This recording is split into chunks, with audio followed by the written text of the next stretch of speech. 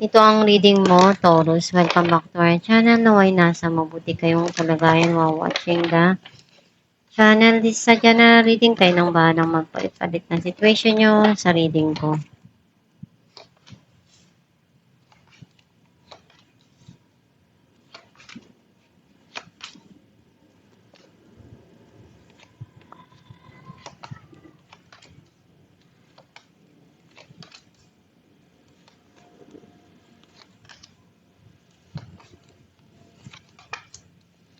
At the bottom of the deck, Ace of Swords.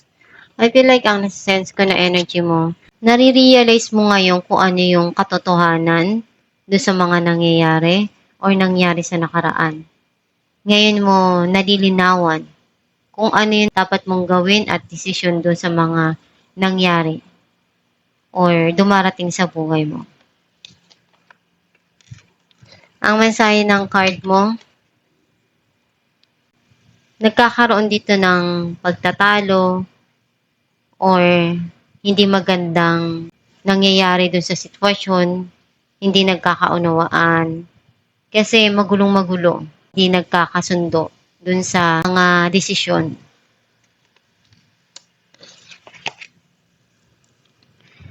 Meron ditong darating na bagong opportunity na ibibigay sa'yo or ikagrab mo.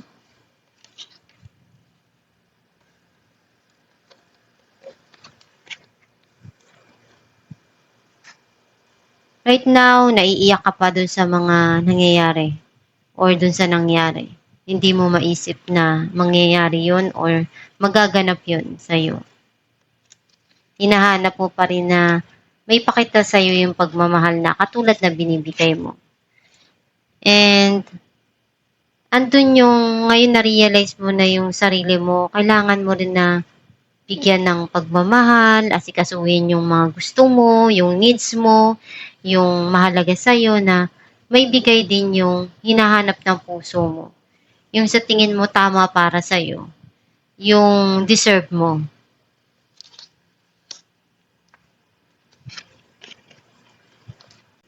Yung mundo mo umiikot na lang dun sa paulit-ulit na nangyayari.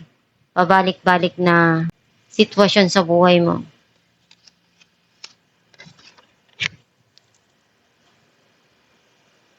May celebration ditong darating or meron ditong pag-aayos, mag-uusap kayo, and pag-usapan nyo yung kung ano yung dapat na gawin.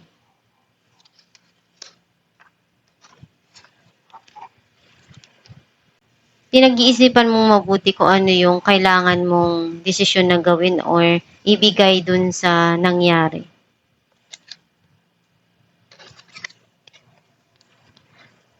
Sobrang minahal mo yung tao. Binigay mo lahat. Para sa'yo, isa na siya dun sa kahati ng puso mo na alam mong siya yung bubuo para sa'yo. And andun yung pagmamahal mo, hindi nawawala. And ganun din tong person mo. Andun pa rin yung pagmamahal niya. Clarify natin the devil.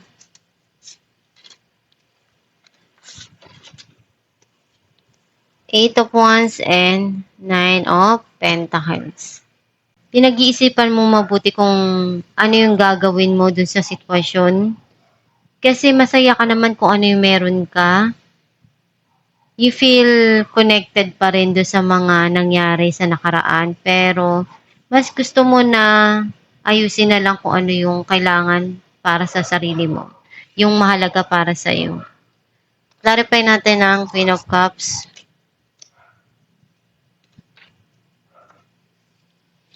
The Empress and Eight of Cups. Ngayon, mas gusto mong intindihin yung needs mo, yung magpapasaya para sa sarili mo. Clarify natin ang the World.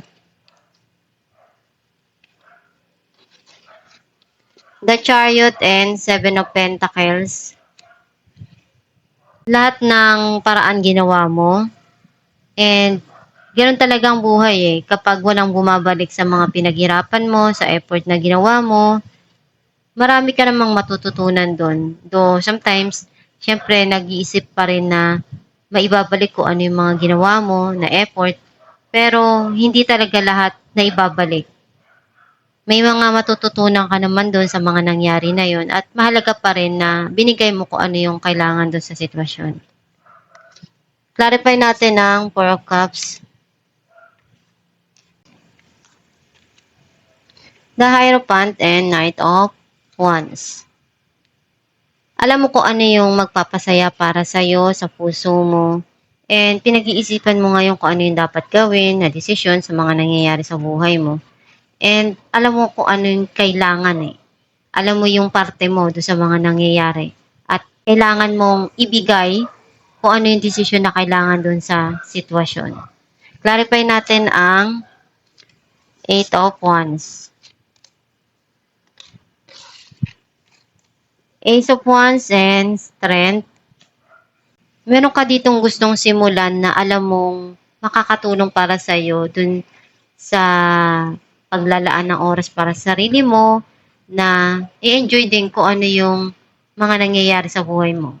Like for example, yung pagdodrawing, artwork, or pagsasayaw, pagkanta na alam mong nakakatulong para sa'yo na mas maging maganda yung vibes mo, na ma-enjoy mo rin ang buhay, na kahit paano nagiging relax ka. Na-enjoy mo kung ano yung mga sandali na alam mong passion mo din yun. Isa yun sa nakakatulong sa'yo para ma-release mo kung ano yung stress mo, yung mga pinagkakaabalahan mo na alam mong masaya ka dun sa ginagawa mong yun.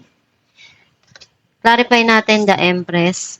Kasi pwede din na yun din yung isa sa makatulong sa'yo na ma-improve mo yung financial mo kapag once na alam mong matutunan mo yun na pagkakitaan.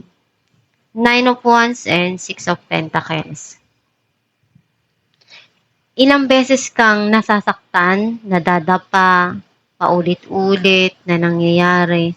Pero alam mo na kahit anong mangyari, babangon ka, hindi ka papatalo, hindi ka susuko, dahil alam mo kung ano yung mas magiging maunlad yung buhay mo, yung alam mong mas kikita ka, or alam mong darating din yung panahon na kahit ano yung pagsubok na dumating sa buhay mo, kung saan ka masaya, yun yung pipiliin mo.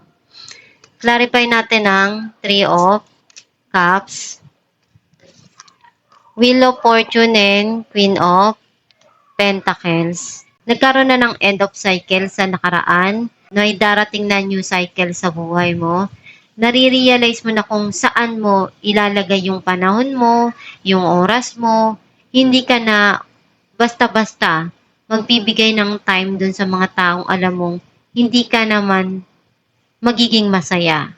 Alam mo kung sa kailan mo ibibigay at ilalaan yung oras mo. Clarify natin the Lovers.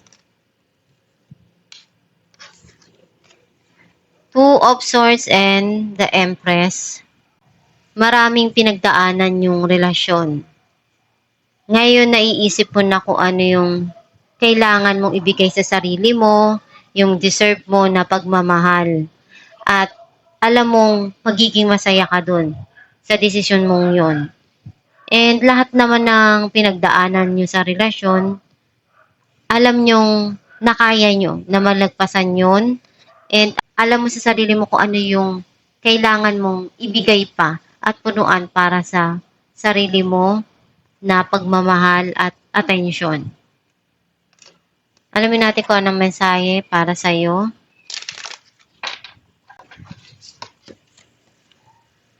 I release time and let the universe show me what to do. Ang mensahe para sa'yo na kailangan mong i-release yung mga negative na nararamdaman mo, yung iniisip mo, at hayaan mo lang na gumawa ang Diyos, ang universe sa buhay mo.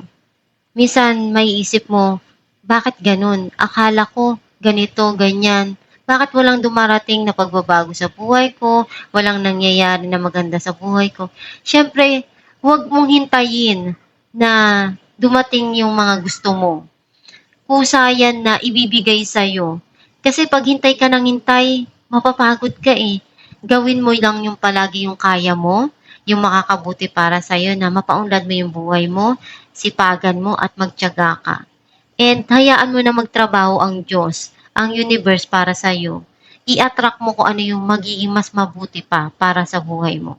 At itong yung reading Taurus, kung nakaresonate ka, kindly comment down below. Thank you for watching.